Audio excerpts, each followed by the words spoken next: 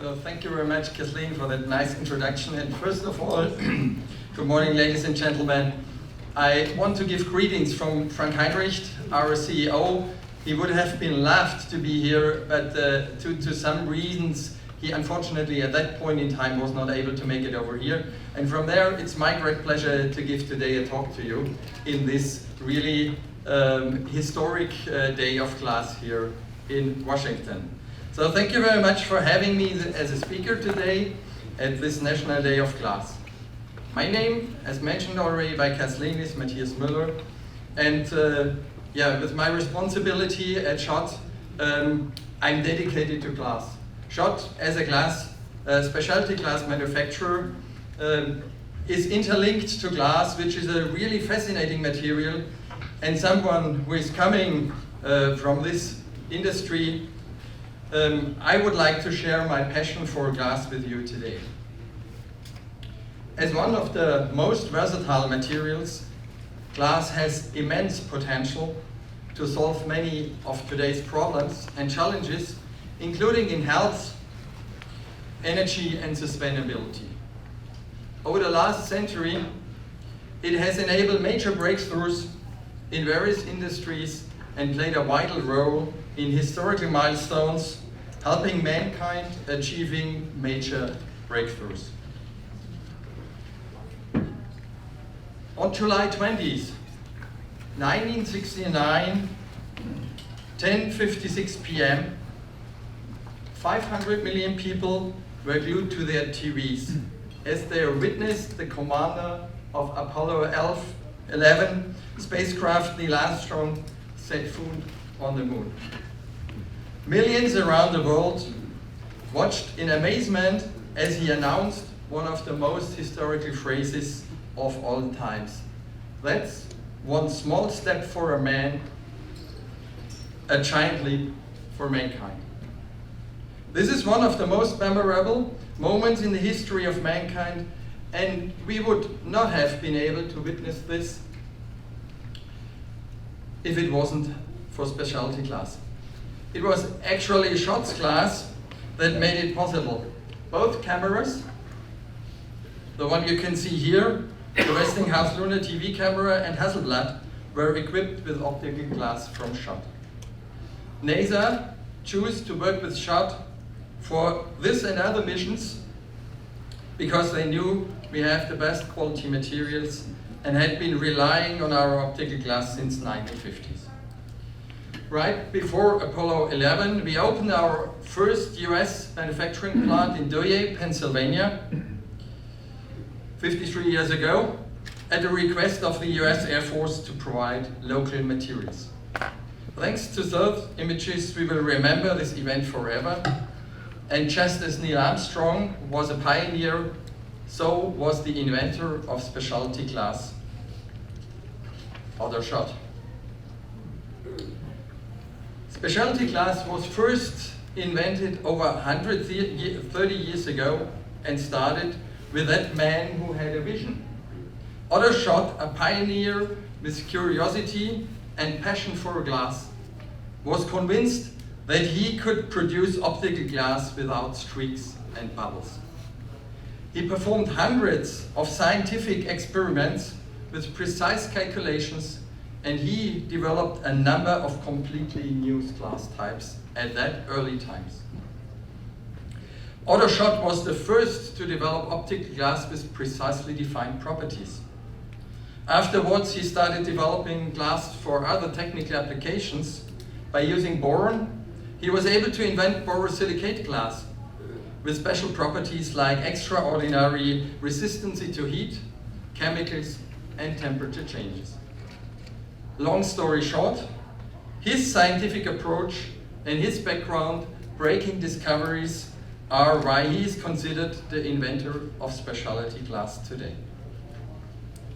And let us see, today, SCHOTT has been reinventing glass over the last century.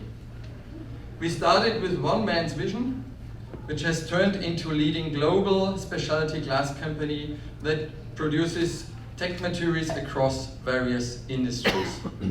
As we continue to develop this material, we have stretched it to reach new limits. We produce the thinnest glass in the world, so with its 30 micron thinness, it is much thinner than a human hair, and we will hear about applications later. Furthest distance our glass traveled, so it's 471 million kilometers to Mars, to as a part of NASA experiment. Last year the MOXIE was sent to the red planet to convert carbon dioxide into oxygen, and it worked, thanks to hermetic sealing glass inside. Our glass powder in next generation batteries, you can see over there, is increasing the electric driving range by 30% to enable driving of more than 500 kilometers.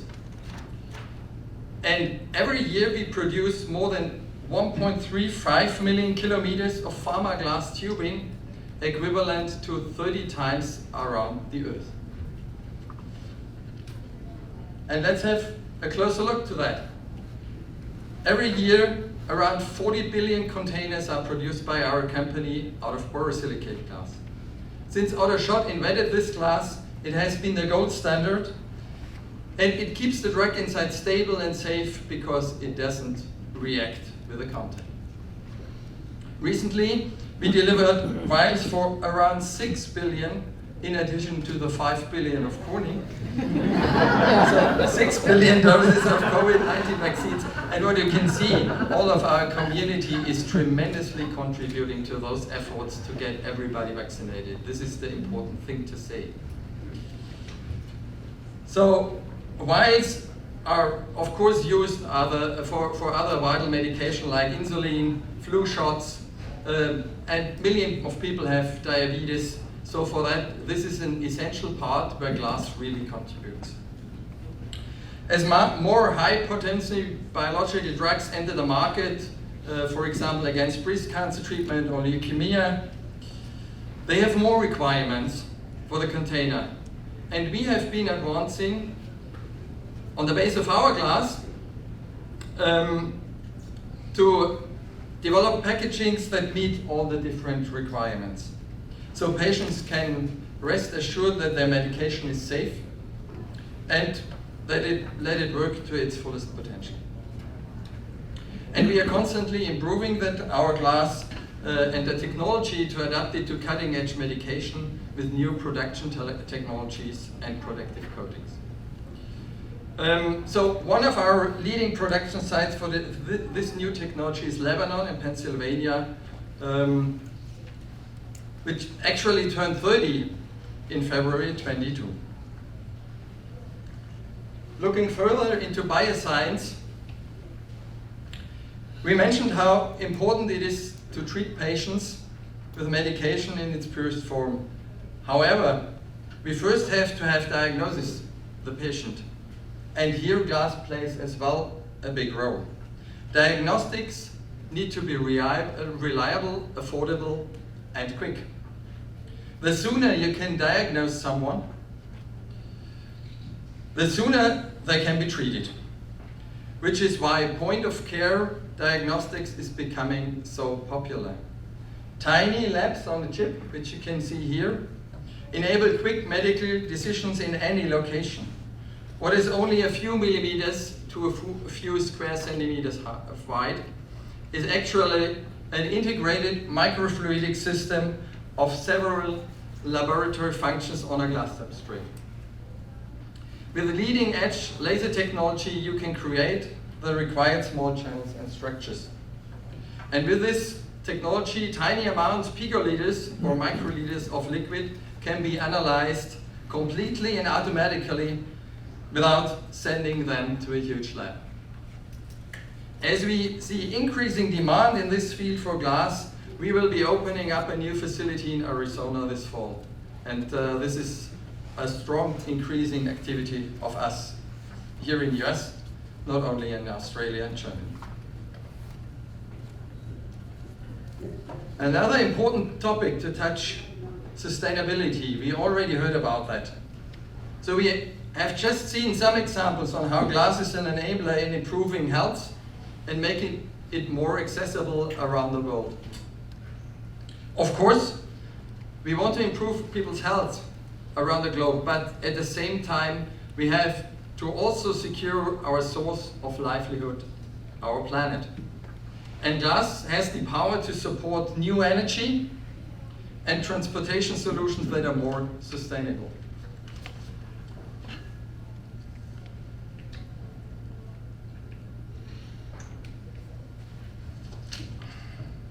Okay, sorry. Okay, here we go. So more and more people are turning to electric vehicles as a greener alternative. Our high-tech material, glass ceramic powder, is playing a key role in the next generation of batteries used in electric vehicles, solid-state batteries. Glass ceramic powders can combine the functionality of separator and electrolyte within the battery. Compared to conventional lithium-ion batteries, solid-state batteries enable higher energy densities, increased driving range, and significantly reduced charging times. And moreover, ASSP can withstand higher temperatures and by thus is safer than the battery technology as used today. So this technology is still in the beginning phase, but I'm sure it will be the next big thing in battery technology.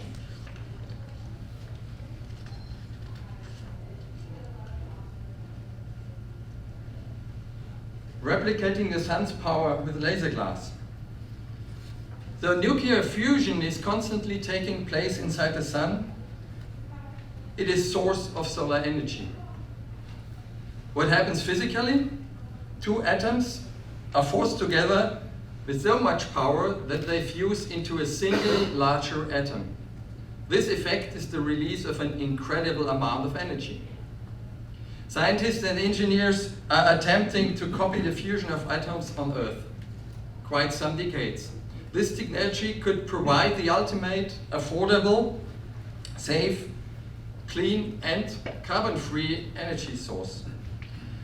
So one way to intimidate the sun's process is with laser-driven technologies, such as what the National Ignition Facility at Lawrence Livermore National Laboratories in California is working on.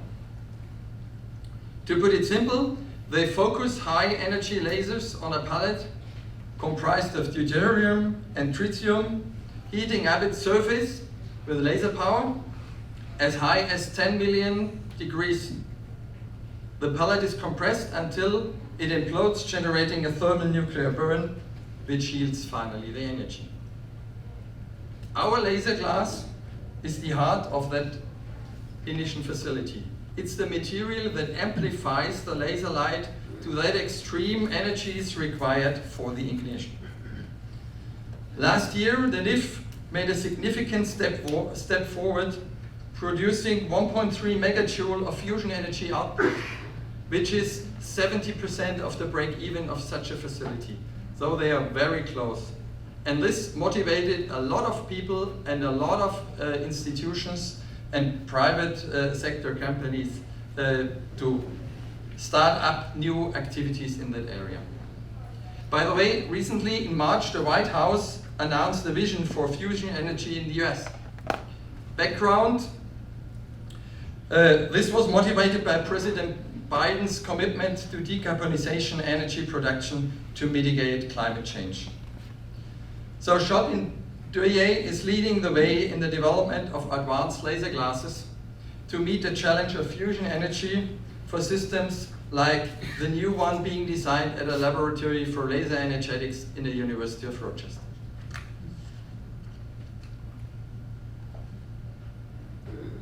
Looking again to space, when it comes to satellites in space, they need electricity to function. They often rely on photovoltaic solar panels to convert sunlight into electricity. But the radiation in space poses damage to most of all the materials and components. So with a specialty glass, it's called Schott 0780 solar glass, which is an ultra-thin glass, and I mentioned that before, 30 microns thin. With that serum-doped glass, used as a cover glass for space photovoltaic cells. This provides an increased resistance to radiation and moreover avoids solarization of the glass, and making sure that solar panels are working securely and safely efficient in that environment. And thanks to the thinness of this glass, it offers significant advantages over classical protective glasses, especially when it comes to saving weight, which plays a major role in saving costs during transfer into space. Coming back to our planet, the Earth, we cannot ignore one of the biggest challenges we are facing, the climate change. While we are developing new energy sources, which takes time, we have to act now. As part of an energy-intensive industry, we are taking responsibility to reduce our carbon footprint. We at SCHOTT are the first in our industry to set the goal of become climate neutral until 2030. In order to reach this ambitious goal, we are focusing on, first of all, technology change by mainly electrification and hydrogen technology. Of course, further increase the technology efficiency in our processes. Meanwhile, we are using green electricity, so we already switched to 100% for all of our facilities. And for unavoidable emissions, we need to compensate for sure. So let's all put our energy together to save our planet today and for future generations to come. So with our pioneering spirit, we keep reinventing glass in order to unlock its full potential. But we have just scratched the surface of what is possible. I am confident that this amazing material will continue to energize our future by enabling further breakthroughs and helping us develop more sustainable solutions to advance as a society. Let us all share our passion for glass. Let's all be glass lovers. Thank you for your attention.